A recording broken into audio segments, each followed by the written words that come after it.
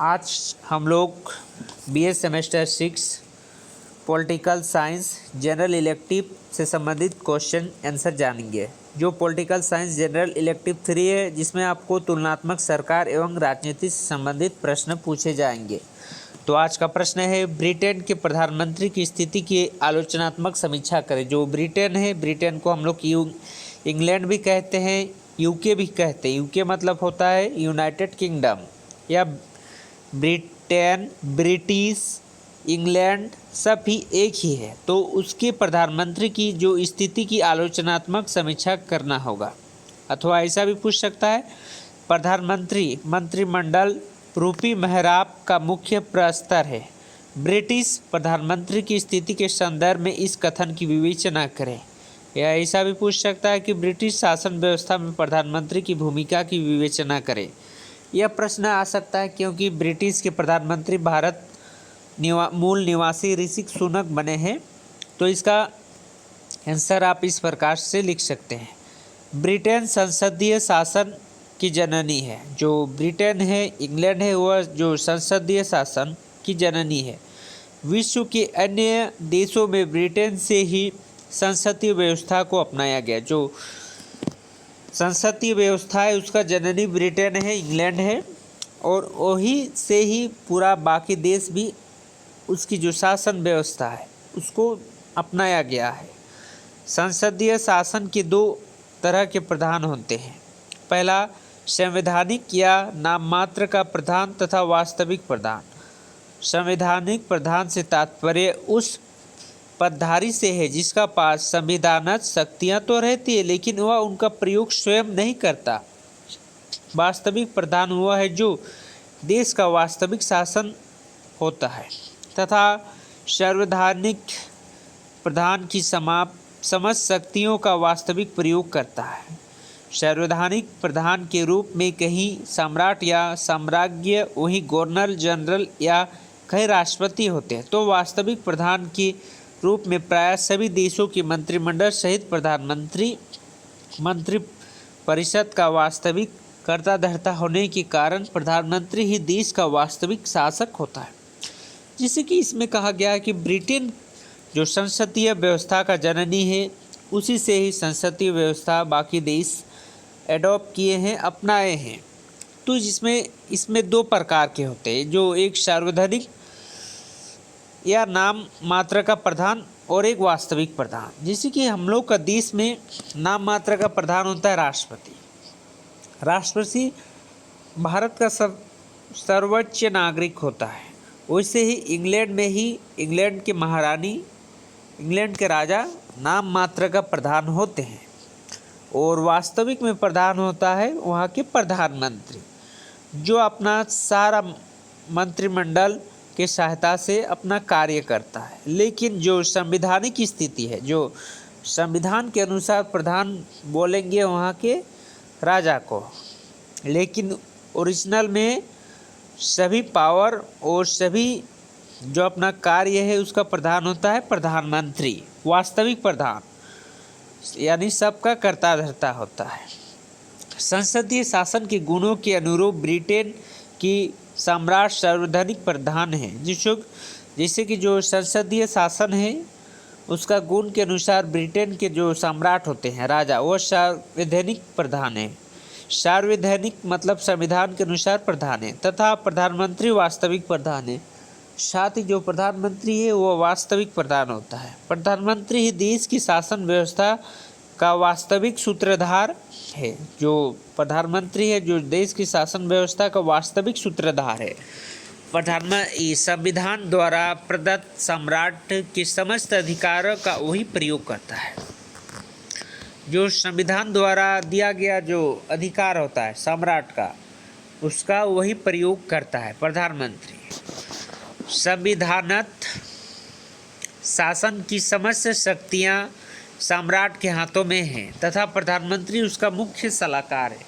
जो संवैधानिक जो पावर है वह सब सम्राट के हाथों में है, लेकिन प्रधानमंत्री उसका मुख्य सलाहकार है। यानी जो प्रधानमंत्री कहेगा वही सम्राट को करना पड़ेगा। नाम मात्र का वह सर्वे सर्वा है, लेकिन ओरिजिनल में मुख्य पावर प्रधानमंत्री को ही है। लेकिन वस्तुतः स्थिति यह है कि सम्राट का स्थान सलाहकार का है। मतलब जो ये वास्तविक स्थिति है, जो सम्राट है उसका स्थिति सलाहकार का होता है। वास्तविक में सम्राट बोलेगा कि ये मत करो प्रधानमंत्री को, तो वह नहीं कर सकता है। लेकिन जो यही वास्तविक स्थिति है तथा शासन की समस्त शक्तियों का प्रयोग मंत्रिपरिषद सहित प्रधानमंत्री करता है। वही मंत्रिमंडल संसद अपने दल का नेतृत्व करने के अतिरिक्त संपूर्ण देश का नेतृत्व करता है। ग्रीव्स के शब्दों में सरकार देश की सर्वमिनी है तथा प्रधानमंत्री सरकार का स्वामी है। The government is the master of the country and the prime minister is the master of the government. यानी जो कहता है the government is the master of country, जो गवर्नमेंट है, राष्ट्रपति है, वो मास्टर है देश का। And the prime minister is the master of the government, और जो प्रधानमंत्री है वो मास्टर है गवर्नर का, यानी राष्ट्रपति का, गवर्नमेंट का, जो गवर्नमेंट है उसका। यह कार्टर के अनुसार ये कहा गया है। कार्टर के अनुसार वह संसार के निर्वाचित शक्तियाँ पदाधिकारियों में से एक है। प्रधानमंत्री की नियुक्ति की बात करते हैं। जो ब्रिटेन, इंग्लैंड, आजकल ब्रिटेन को इंग्लैंड के नाम से जाना जाता है, तो ब्रिटेन, इंग्लैंड में प्रधानमंत्री की नियुक्ति कैसे होती है? जो भारत में प्रधानमंत्री की नियुक्ति संसद में 545 सदस्य में, जिसमें आधा से अधिक जिसमें बहुमत रहता है वही प्रधानमंत्री बनता है। तो भारत की यह स्थिति है। आप जानेंगे आज हम लोग ब्रिटेन की क्या स्थिति है। इंग्लैंड, ब्रिटेन और यूके दोनों एक ही नाम है। जैसे भारत, इंडिया, हिंदुस्तान, वैसे ही ब्रिटेन, इंग्लैंड, यूके। तो प्रधानमंत्री की नियुक्ति सम्राट, वर्तमान समय में साम्राज्य द्वारा होता है, परंतु संवैधानिक परंपराओं में इस संबंध में सम्राट का निर्णय की शक्ति को सीमित कर दिया गया है। व्यवहार में वह उसी व्यक्ति को प्रधानमंत्री नियुक्त करता है जिसे कॉमन सभा, यानी जो हम लोग लोकसभा कहते हैं, में बहुमत दल का समर्थन प्राप्त हो। जिसे हम लोग कहें लोकसभा है, राज्यसभा है, वैसे वह कॉमन सभा होता है। कॉमन सभा में जिसको ज़्यादा बहुमत देता है, मिलता है समर्थन, बहुमत, तो वही प्रधानमंत्री बन सकता है। जब कॉमन सभा में किसी दल को स्पष्ट बहुमत प्राप्त हो तो वह प्रधानमंत्री की नियुक्ति में अपना सर्व विवेक का प्रयोग नहीं कर सकता। यदि वह कॉमन सभा में बहुमत दल के नेता को प्रधानमंत्री नहीं बनाकर किसी अन्य व्यक्ति को प्रधानमंत्री नियुक्त करे जिसे उस सदन में के बहुमत दल का समर्थन प्राप्त न हो, तो वह सरकार नहीं चल सकता। जिसे राजा अपने दम पे बोलेगा कि इसे प्रधानमंत्री बनाया जाए, लेकिन उसका बहुमत नहीं प्राप्त है, तो सरकार नहीं चल सकता है, क्योंकि बहुमत उसका नहीं है। कॉमन सभा उसके खिलाफ अविश्वास का प्रस्ताव पारित कर उसे अपस्त कर देगा। यानी जैसे उसे नियुक्त कर दिया राजा, लेकिन कॉमन सभा उसे अविश्वास का प्रस्ताव दे के उसे अपने पद से अपस्त कर देगा।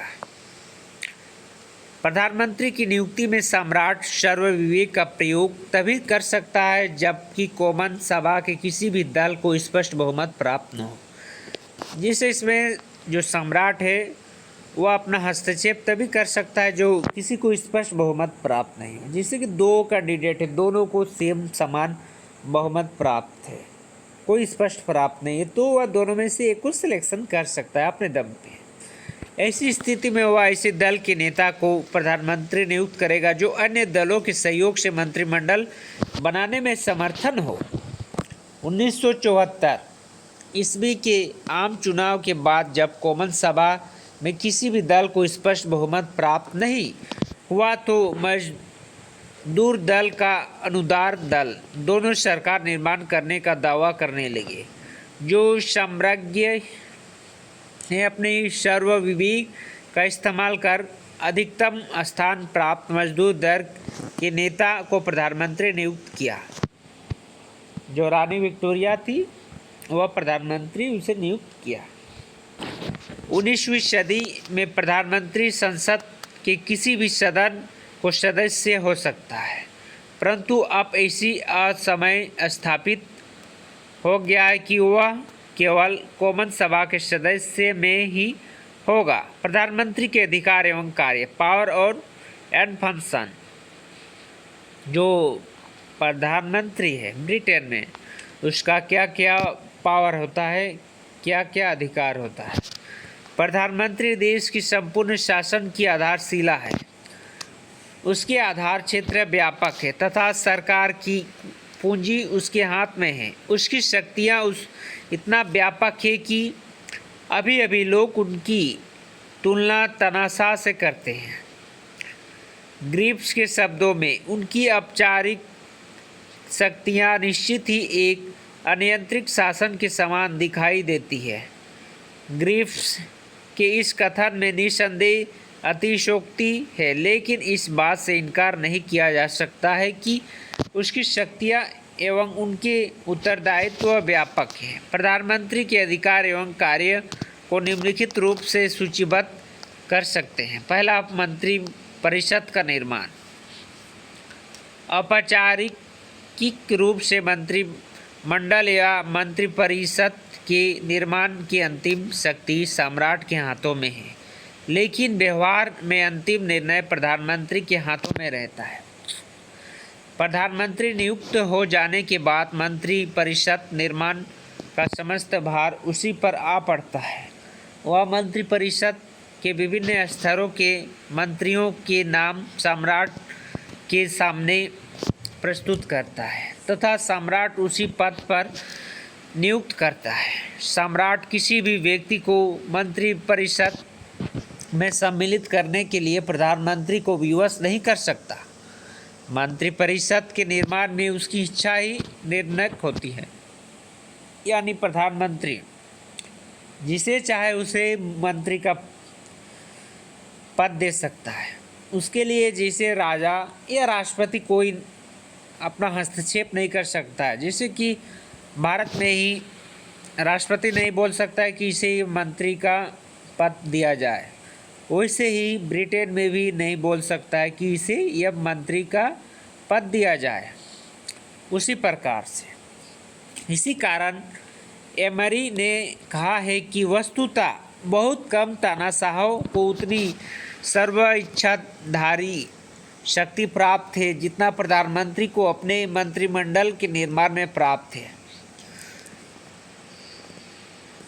जिसका तात्पर्य यह है या नहीं कि वह जिस क्षेत्र में मनमानी करेगा, वह मंत्रिपरिषद का निर्माण करने में दलीय एकता एवं सदृशता, सम्राट की इच्छा, सार्वजनिक प्रथा, राजनीतिक स्थिति आदि तत्वों को ध्यान में रखता है। मंत्रियों के बीच विभागों का वितरण। प्रधानमंत्री ने केवल मंत्रिपरिषद का निर्माण करता है, बल्कि मंत्रिपरिषद के सदस्यों के बीच विभागों का बंटवारा भी करता है। मंत्रियों के बीच विभागों के वितरण में उसे पूर्व स्वतंत्रता प्राप्त है। वह विभागों का वितरण करते समय संसद के लोगों सदनों में अपना दल के सदस्यों की वरिष्ठता, योग्यता एवं उनकी इच्छाओं एवं दावों पर विचार करता है। लेकिन इस विचार विमर्श में यह भी है कि वह अपने स्वविवेक का इस्तेमाल करता है। यदि कोई व्यक्ति प्रधानमंत्री द्वारा दिए गए विभागों को ठुकराता है तो उसका अर्थ होता है उसका शासन अधिकार से वंचित रहना। जैसा कि कोई प्रधानमंत्री द्वारा कोई भी पद दिया जाता है किसी भी मंत्री को, लेकिन वह लेने से अस्वीकार करता है तो उसके शासन अधिकार से वंचित रहना पड़ता है। उदाहरण के लिए भरे पड़े हैं, जबकि प्रधानमंत्री द्वारा दिए गए विभागों को ठुकराने पर मंत्रियों को अपना पद को छोड़ना पड़ा है। इसके अतिरिक्त प्रधानमंत्री जब चाहे विभागों को पूर्ण वितरण कर सकता है। यानी प्रधानमंत्री जब चाहेगा तब शिक्षा मंत्री पलट के रेल मंत्री पलट सकता है, सब मंत्री पलट सकता है। यानी कि शिक्षा मंत्री किसी को रख सकता है, रक्षा मंत्री किसी को अलग को ये रख सकता है, तो इसे बदल सकता है अपने मन अनुसार। जो मंत्री परिषद का नेतृत्व है, प्रधानमंत्री मंत्रिपरिषद का नेतृत्व करता है। वह मंत्रिपरिषद के सदस्यों के कार्य एवं उनकी नीतियों में सामंजस्य रखता है, विभिन्न विभागों में सामंजस्य स्थापित करता है। दो या अधिक मंत्रियों के में मतभेद होने पर उनका समाधान कर उनके बीच समझौता करता है आदि उसी के कार्य है।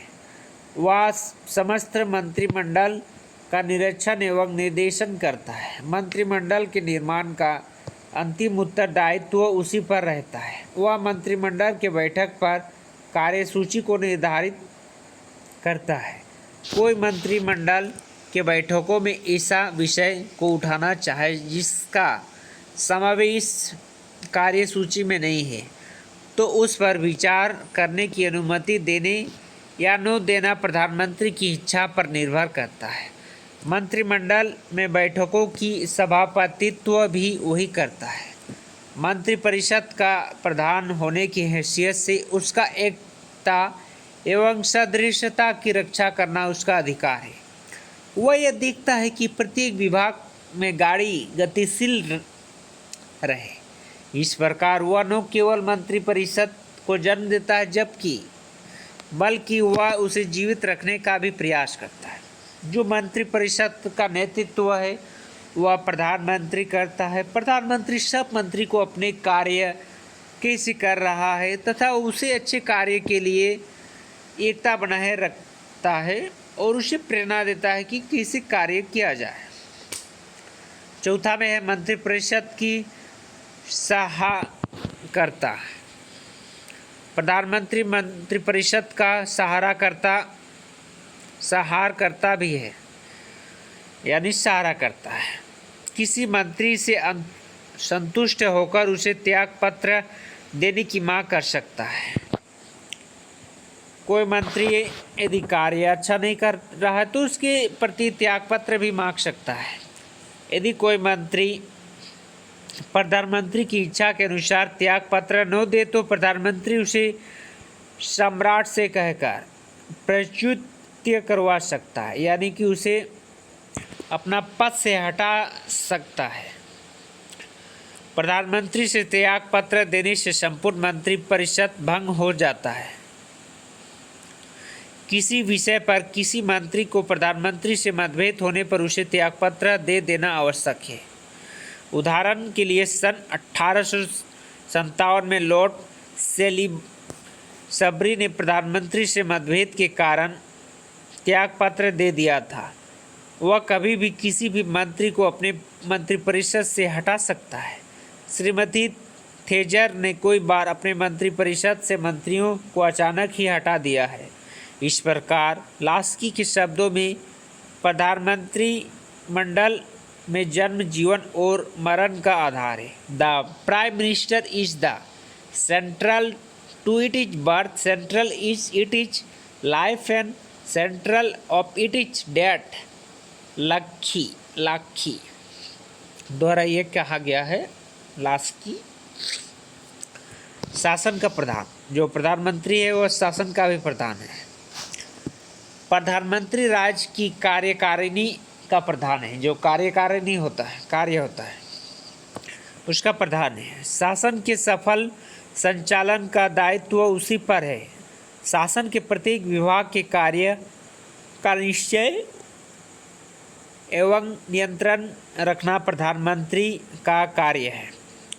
उसे यह देखना है कि सरकार की नीतियों का सच्ची अर्थ से पालन हो रहा है या नहीं। सरकार द्वारा निर्धारित नीतियों के आधार पर वह समस्त प्रशासकीय मशीन का संचालन और निर्देशन करता है। छठा में है दल का नेतृत्व। जो दल, इंग्लिश में पार्टी, शासन का प्रधान होने के साथ साथ प्रधानमंत्री कॉमन सभा में बहुमत दल का नेता होता है। जो ये कॉमन सभा का यूज होता है, तो आप यहाँ लोकसभा का भी यूज कर सकते हैं। भारत से संबंधित पूछेगा तो बहुमत दल का नेता होता है। वस्तुतः दलीय नेता होने के कारण ही उसे प्रधानमंत्री का पद मिलता है और उसे अपने दल का पूर्ण नियंत्रण रखता है। दल की नीति का निर्माण करने, उसमें संशोधन या परिवर्तन करने, निर्वाचित के लिए उम्मीदवारों का चयन करने, दलित लिए कार्यक्रम तैयार करने आदि में वह मुख्य भूमिका अदा करता है। पोलास्की के शब्दों में प्रधानमंत्री के व्यक्तित्व के चारों ओर ही दल का अस्तित्व रहता है तथा जब तक दल पर प्रधानमंत्री का आधिपत्य रहता है, कोई उसकी बराबरी नहीं कर सकता। वस्तुतः प्रधानमंत्री अपने दल का प्रतीक होता है तथा उसके व्यक्तित्व के दल की प्रतिष्ठा और शक्ति समाहित रहता है। इसी कारण यह कहा जा सकता है कि सार्वजनिक निर्वाचन दो दलों के बीच नहीं बल्कि दो प्रधानमंत्री के बीच होता है। निष्कर्ष रूप से हम कह सकते हैं कि प्रधानमंत्री एक राजनीतिक दल का नेता होता है तथा इसी कारण वह अपने पद, शक्ति एवं प्रतिष्ठा को प्राप्त करता है। 7वां कॉमन सभा का नेतृत्व। जो लोकसभा का नेतृत्व है भारत में, वैसा ही कॉमन सभा का नेतृत्व। प्रधानमंत्री न केवल अपने दल का नेता होता है बल्कि वह कॉमन सभा का भी नेता होता है। वह कॉमन सभा का मुख्य प्रवक्ता होता है तथा सदन में समस्त महत्वपूर्ण नीतियों एवं कार्यक्रमों का घोषणा करता है। पोलास्की के शब्दों में प्रधानमंत्री सदन का नेता होता है तथा सदन में सदस्यगण खासकर विपत्ति के समय या महत्वपूर्ण विषयों पर साधारण मंत्रियों द्वारा की गई नीति संबंधित उद्घोषणाओं से संतुष्ट न होकर प्रधानमंत्री को ही निर्णय का अंतिम स्रोत समझकर उसकी नीति का सद्घोषणा करने का निवेदन करता है। प्रधानमंत्री सदन की बैठक का पथ प्रदर्शन करता है। वह सदन का समय विभाजन और कार्यक्रम तैयार करता है। सरकारी विधेयक उसकी निरीक्षण में उसकी परामर्श अनुसार तैयार किए जाते हैं। उसे कॉमन सभा को भंग करने की भी शक्ति प्राप्त है। सम्राट उसी की परामर्श पर कॉमन सभा को विघटित करता है। प्रधानमंत्री के हाथ में कॉमन सभा को विघटित करा देने की शक्ति एक ऐसी हथियार है जिसके द्वारा वह कॉमन सभा के सदस्य को अनुशासित एवं नियंत्रित करता है। इस दृष्टिकोण से प्रधानमंत्री की शक्ति अमेरिका के राष्ट्रपति से भी अधिक है, क्योंकि अमेरिकी राष्ट्रपति अपने दल का नेता होता है, संपूर्ण कांग्रेस सदस्य का नहीं।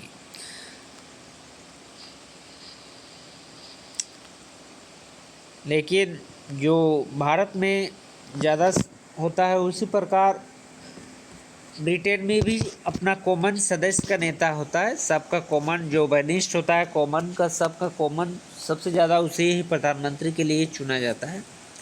सम्राट और मंत्रिमंडल के बीच की कड़ी। जो सम्राट है, राजा है या राष्ट्रपति, प्रधानमंत्री सम्राट का प्रमुख परामर्शदाता होता है। जो परामर्शदाता है, यानी परामर्शदाता को हम लोग इंग्लिश में बोल सकते हैं जो गाइड करता है या सलाहकार या परामर्श देता है, गाइड करता है, उसे परामर्शदाता कहते हैं। वह सम्राट और मंत्रिमंडलों के सभी कार्य एवं निर्णयों से अवगत कराता है। आपातकाल में सम्राट सर्वप्रथम प्रधानमंत्री से ही सलाह लेता है। प्रधानमंत्री तय करता है कि सम्राट किन किन सरकारी कार्यों में भाग लेगा या किस साम्राज्य या देश की यात्रा करेगा। वह सम्राट के व्यक्तिगत जीवन के बारे में भी सलाह देने की शक्ति रखता है। प्रधानमंत्री बाल्डविन एवं एडवर्ड अष्टम को सिम्पसन से विवाह न करने की सलाह दी गई थी। प्रधानमंत्री की सलाह न मानने के फलस्वरूप उसे राजगद्दी को छोड़ना पड़ा था। इस प्रकार प्रधानमंत्री सम्राट और मंत्रिमंडल के बीच की कड़ी है। वह सम्राट के प्रमुख एवं प्रभावशाली परामर्शदाता है। सम्राट प्रधानमंत्री की परामर्श एवं विचारों का आदर करता है। 9वें अंतर्राष्ट्रीय प्रतिनिधि। प्रधानमंत्री ब्रिटेन की विदेश नीति को नियंत्रित करता है। वह विदेश मंत्री के कार्यों को सतत निरीक्षण एवं निर्देशन करता रहता है। ब्रिटिश मंत्री को पर राष्ट्रीय संबंधित सभी प्रश्न एवं समस्याओं पर देश की नीति के संबंध में प्रधानमंत्री से परामर्श लेना पड़ता है। महत्वपूर्ण विषयों पर वह स्वयं विदेशों के मंत्रियों या प्रतिनिधियों से पत्र व्यवहार करता है या बातचीत करता है। वह महत्वपूर्ण सम्मेलनों, उत्सवों एवं समझौताओं में भाग लेता है। उदाहरण स्वरूप लॉर्ड जॉर्ज ने 1919 ईस्वी में पेरिस शांति सम्मेलन, चैम्बरलेन ने म्यूनिख समझौता तथा चर्चिल ने स्टालिन तथा रूजवेल्ट के साथ हुई सम्मेलन में भाग लिया था। तात्पर्य यह है कि प्रधानमंत्री अंतर्राष्ट्रीय क्षेत्र में अपने राष्ट्र का प्रतिनिधि है तथा वह विदेशी नीति एवं संबंधों का निर्देशित एवं नियंत्रित करता है। 10 में नियुक्ति एवं उपाधि संबंधित शक्तियाँ। प्रधानमंत्री प्रधान कोषाध्यक्ष होता है तथा इस हैसियत से वह सार्वजनिक पदाधिकारी वर्ग का भी प्रधान है। सैद्धांतिक देश की समस्त उच्च पदों पर नियुक्ति सम्राट करता है, लेकिन व्यवहार में सम्राट उन नियुक्तियों को प्रधानमंत्री की सलाह से करता है। मात्र कुछ उपाधियों को छोड़कर जिन्हें सम्राट व्यक्तिगत रूप से प्रदान करता है, अन्य समस्त उपाधियों को सम्राट द्वारा वितरण प्रधानमंत्री से परामर्श से ही तय किया जाता है। 11वां वित्त पर नियंत्रित। देश के वित्त पर प्रधानमंत्री का पूर्ण नियंत्रण रहता है। यद्यपि वित्त विभाग चांसलर ऑफ द एक्सचेंजर के हाथ में रहता है, लेकिन वह देश की बजट संबंधित नीतियों एवं करों को प्रधानमंत्री की आदेश अनुसार ही तय करता है। 12 में है आपातकालीन अधिकार। आपातकालीन यानी युद्ध या संकट के समय प्रधानमंत्री की अधिकार एवं दायित्व काफ़ी बढ़ जाता है तथा वह संपूर्ण देश की आशाओं का केंद्र बिंदु बन जाता है। आपातकाल का सामना करने में वह अपनी पूर्ण शक्ति का इस्तेमाल करता है। प्रधानमंत्री की स्थिति। प्रधानमंत्री ब्रिटिश प्रधानमंत्री में उपयुक्त वर्णित अधिकारों एवं कार्य के वर्णन से यह स्पष्ट है कि ब्रिटिश शासन में प्रधानमंत्री अत्यंत शक्तिशाली व्यक्ति है। वह शासन की समस्त शक्तियों के स्रोत एवं सूत्रधार है। वह मंत्रिपरिषद के जन्म, जीवन और मरण का आधार है। वह अपने दल के साथ साथ कॉमन सभा का भी नेता होता है। उसका अपने दल पर इतना प्रभाव रहता है कि मंत्रिपरिषद के वरिष्ठ सदस्य भी उसका विरोध नहीं करता। कॉमन सभा में बहुमत दल का नेता होने पर एवं कॉमन सभा में बहुमत समर्थन प्राप्त करने पर वह अपनी नीतियों को कॉमन सभा द्वारा आसानी से स्वीकार करवा लेता है। वह अंतर्राष्ट्रीय क्षेत्र में कार्य की प्रतिनिधि है तथा देश की वैधानिक नीति का संचालन उसी के इशारे पर होता है। सम्राट द्वारा ही जाने वाले समस्त नियुक्तियों के पीछे प्रधानमंत्री की इच्छा ही निर्णायक होता है। वह सम्राट का प्रथम सलाहकार है तथा सम्राट अपनी समस्त शक्तियों का प्रयोग प्रधानमंत्री की सलाह से ही करता है। प्रधानमंत्री की परामर्शदात्री शक्ति उसकी व्यापक है कि वह सम्राट को उसके व्यक्तिगत जीवन के बारे में ही परामर्श देता है तथा सम्राट उस परामर्श को आदर करता है। देश के वित्त पर प्रधानमंत्री का पूर्ण नियंत्रण रहता है तथा संकट के समय वह असीमित शक्तियों का प्रयोग करता है। उन्हें अधिकारियों एवं शक्तियों के कारण कुछ विद्वानों ने उसे तानाशाह की संज्ञा दी है। यद्यपि उससे तानाशाह करना अति शोक्तिपूर्ण आवश्यक है, लेकिन इस बात से इनकार नहीं किया जा सकता है कि वह कितना व्यापक शक्तियों का प्रयोग करता है। उतना व्यापक एवं वितरित शक्तियों का प्रयोग बहुत सारे क्षेत्र में संयुक्त राष्ट्र अमेरिका एवं फ्रांस के राष्ट्रपति भी नहीं करता है। यह सही है कि कॉमन सभा के प्रधानमंत्री जब जबरदस्त अंकुश है, लेकिन जब तक प्रधानमंत्री को कॉमन सभा के बहुमत का समर्थन है तब वह निरंकुश जैसे शक्तियों का प्रयोग करता है। जहाँ तक प्रधानमंत्री एवं उसके सहयोगियों के बीच के संबंध का प्रश्न है, इस विषय पर परस्पर विरोध विचारधाराएं व्यक्त की गई है।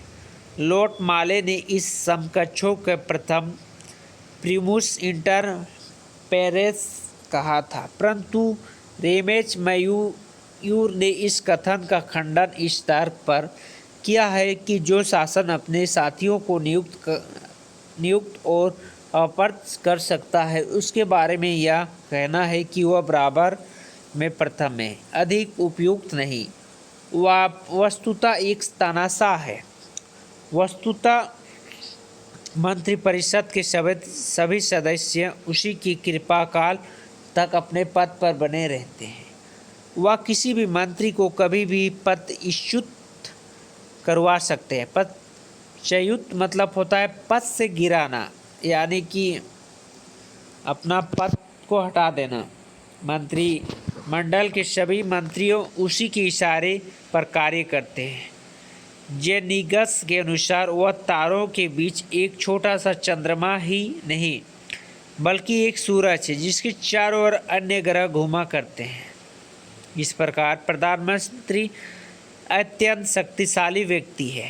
उसके विषय में यह कथन है कि वह मंत्रिमंडल के रूपी मेहराब का मुख्य प्रस्तर है। वस्तुतः सही है, सारे मंत्रिमंडल उसी के इशारे पर नाचता है। मंत्रिमंडल के जो सदस्य उसके इशारे पर नाचने को तैयार नहीं होंगे, उसके लिए त्यागपत्र देने के सिवा अन्य कोई चारा नहीं है। परंतु प्रधानमंत्री की बहुत कुछ स्थिति उसके व्यक्तित्व, उसकी क्षमता, उसकी व्यक्तिगत गुणों तथा उसकी लोकप्रियता पर ही निर्भर है। अपने प्रभावशाली व्यक्तित्व एवं कार्यकुशल व्यवहार से वह सबसे महत्वपूर्ण व्यक्ति हो सकता है। उसकी सफलता अपने दल के सदस्य को अपने साथ ले सकने एवं लोकमत को अपने पक्ष में बनाए रखने पर भी निर्भर करता है। इसीलिए डॉक्टर जेनिस ने कहा है कि प्रधानमंत्री को लोकमत का एक अच्छा विद्यार्थी होना चाहिए। जहाँ तक कि उसकी अधिनायक होने का प्रश्न है, उसकी अधिनायक इसीलिए नहीं कहा जा सकता है क्योंकि वह अपने समस्त कार्यों के लिए ब्रिटिश कॉमन सभा से प्रति उत्तरदायित्व है तथा कॉमन सभा अविश्वास के प्रस्ताव द्वारा उसके पद अपस्त कर सकता है। यानी कॉमन सभा चाहेगा तो उसे अपने पद से हटा सकता है। ब्रिटिश में दल या पद्धति इसकी सुदृढ़ है। प्रधानमंत्री दल के आदर्श की अवहेलना नहीं कर सकता। वह शक्तिशाली है लेकिन अधिनायक नहीं। ब्रिटिश जनमत इतनी जागरूक एवं शक्तिशाली है कि वह किसी भी प्रधानमंत्री को अधिनायक नहीं बनाने देगी। यह ब्रिटिश जनमत की जागरूकता का ही परिणाम है। जैसे कि यहाँ आज हम लोग ब्रिटेन के प्रधानमंत्री के बारे में पढ़े, यानी कि ब्रिटेन के प्रधानमंत्री की स्थिति आलोचनात्मक समीक्षा करें। जो ब्रिटेन के प्रधानमंत्री की स्थिति है उसी प्रकार हमारे भारत की भी प्रधानमंत्री की स्थिति है। यदि भारत का प्रधानमंत्री की स्थिति है उसमें आप थोड़ा थोड़ा ही चेंज कीजिएगा। पहले जैसे जो सम्राट है वहाँ आप राष्ट्रपति डालिएगा। यदि मुख्यमंत्री का बात करें तो सम्राट जगह आप राज्यपाल डालिएगा। उसी प्रकार आप इसमें भारत का जो शासन व्यवस्था है, मंत्रिपरिषद, वह आपका ब्रिटेन से लिया गया है, कुछ अमेरिका से लिया गया है संविधान में। तो भारत का और जो ब्रिटेन की प्रधानमंत्री की स्थिति है दोनों एक समान मानी जाती है। कहा जाता है कि जो ब्रिटेन के जो महारानी है और भारत का राष्ट्रपति की तुलना एक समान किया जाता है, यानी कि भारत का प्रधानमंत्री और ब्रिटेन का भी प्रधानमंत्री का तुलना एक समान ही होता है। जैसी उसकी नियुक्ति की प्रक्रिया होती है उसी भारत में भी प्रधानमंत्री की नियुक्ति की प्रक्रिया होती है। वहाँ कॉमन सभा है तो यहाँ लोकसभा है, वहाँ सम्राट है तो यहाँ राज्यपाल और राष्ट्रपति है। तो इस प्रकार आप दोनों में कॉमन लेके लिख सकते हैं। यह आपको प्रश्न BA semester 3 political science general elective का प्रश्न है जो कि आपको आ सकता है।